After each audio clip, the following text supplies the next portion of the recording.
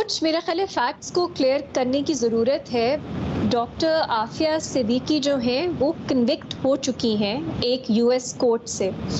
उन पे जो चार्जेस हैं वो बहुत सीरियस हैं, जिसमें अटेम्प्टेड मर्डर है, असॉल्ट है, यूएस ऑफिशियल्स के ख़िलाफ़ वेपन्स का इस्तेमाल है, इस तरह के चार्जेस हैं। लेकिन उनका केस इसलिए कंट्रोवर्शियल बनता है क्योंकि दहशतगर्दी के इल्ज़ामात नहीं है उन पे और दहशतगर्दी के लिए कोई कन्विक्शन नहीं है उन पे। तो इसलिए सवाल बनता है कि दहशतगर्दी के चार्जेस क्यों इंक्लूड नहीं किए गए।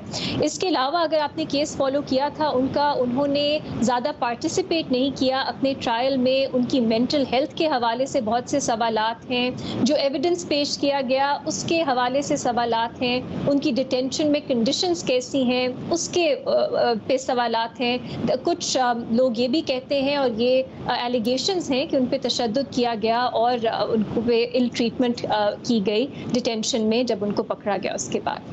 लेकिन फिर भी मैं कहूँगी कि ये क्योंकि वो पाकिस्तानी सिटीज़न हैं, ये एक्स्ट्राडिशन की रिक्वेस्ट जो है वो पाकिस्तान कर सकता है अमेरिका से, इसमें कुछ बुराई नहीं है और उनके केस में सवालात ज़रूर उठते हैं। लेकिन शकील आफरीदी साहब का जो केस है, डॉक्टर शकील आफरीदी का, वो बिल्कुल मुख्तलिफ है।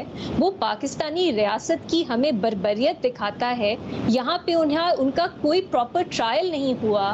आपने अपने इंट्रोडक्शन में कहा कि उनको यूएस की मदद के लिए उसामा बिन लादेन की जो रेड हुई उस पे उन पे ये एलिगेशंस है। लेकिन आप देखें कि उनको कन्विक्ट किस लिए किया गया है, वो भी एफसीआर के तहत उन्हें इनिशियली कन्विक्ट किया गया। आप वो एक जज भी नहीं होते जो एफसीआर के पहले, अब तो वो है भी नहीं, सिस्टम जो पहले एग्जिस्ट करता था। उन्होंने किस बुनियाद पे उनको जो सज़ा है वो सुनाई। ट्रीजन के चार्जेस थे उन पे, दहशतगर्द तंजीम को सपोर्ट करने के चार्जेस थे, मर्डर के चार्जेस थे।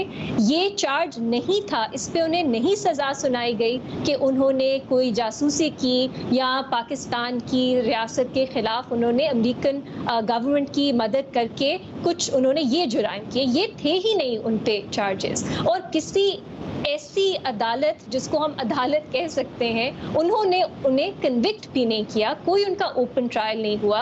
और मुझे हैरत है, वैसे पाकिस्तान में हम रहते हैं, हैरत होनी तो नहीं चाहिए कि अब पेशावर हाई कोर्ट को उनका केस सुन लेना चाहिए था। क्योंकि जब जो मर्जर हुआ हमारा, जो पहले ट्राइबल एरियाज थे उनका केपी के साथ, तो ये जो सब जुरिस्डिक्शन है पेशावर हाई कोर्ट की आ गई, लेकिन उसमें भी हम देख रहे हैं बहुत ताख़ीर हो रही है।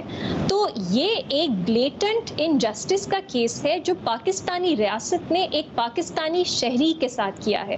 अनफॉर्चुनेटली पाकिस्तानी शहरी जो है, हमारे लिए उनकी वैल्यू बहुत ज़्यादा बढ़ जाती है जब वो किसी और मुल्क में होते हैं, लेकिन अपने मुल्क में जो उनका जो हम हाल करते हैं वो हमारे सामने है। अभी भी एक बात चल रही है कि अपने ही शहरियों का, सिविलियंस का ट्रायल हम फौजी अदालतों में करेंगे, लेकिन कोई और मुल्क ये करे तो तब हमें बहुत तकलीफ होती है। तो इन दो केसेस का कंपैरिजन मेरी नज़र में नहीं है।